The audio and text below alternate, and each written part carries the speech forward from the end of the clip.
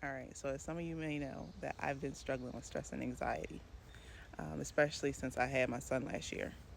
So I've been on a journey to try to figure out why necessarily. So I've obviously picked up weight that I've been trying to get off for the past year. And, went working out, I was doing everything that I thought was right. And it was just like my body was still on like that fight or flight, so the weight was going nowhere. So um, it so happens that me and my partner are both doing it, we're diving deeper into our own selves, and we're doing a challenge for each other. That's another video because it's quite interesting. But I was just like, I'm gonna cut out the sugars. So it just so happens that the day that I decided, I'm like, no sugar, no sugar whatsoever. And I have an Aura ring. It looks like this, and it measures all different type of functions that happen within your body: your sleep, your menstrual cycle, your heart rate, all of that. It will kind of put you in mind of like a iPod. I mean, I was the iWatch, but it's more in depth and it's more accurate. So it also measures my stress, and that's how I was able to figure out that my stress levels was crazy every day, every day. And I see if I can insert some videos. If not, then I'll do another video on it. But I was trying different products, and I realized that around my luteal cycle is when it was really like it was really high. So I've just been like trying to figure this out. So it just so happens that on the day that I said no sugar is when I noticed that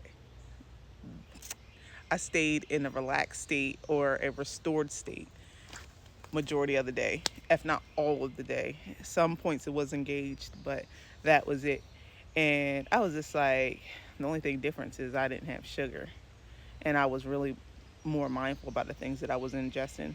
So I started doing research on it, and come to find out it's like a vicious cycle.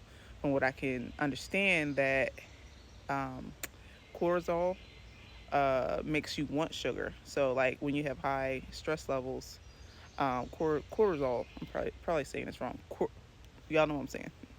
Um, it causes you to want more sugar, and then you want more sugar because your cortisol levels are high.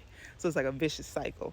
So when I didn't have any sugar, that's when I noticed that my stress levels are going down.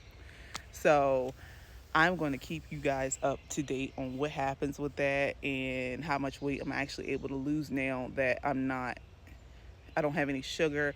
I want the overall effects of how I, you know, uh, am in my everyday life now that I'm not ingesting sugar, and just to see what happens, like my stress levels, how my anxiety is, things of that sort. So I'm definitely going through some withdrawals right now. So that's why y'all might see me more out in nature, just trying to recoup and ground myself. So yeah, and I know everything's gonna work out.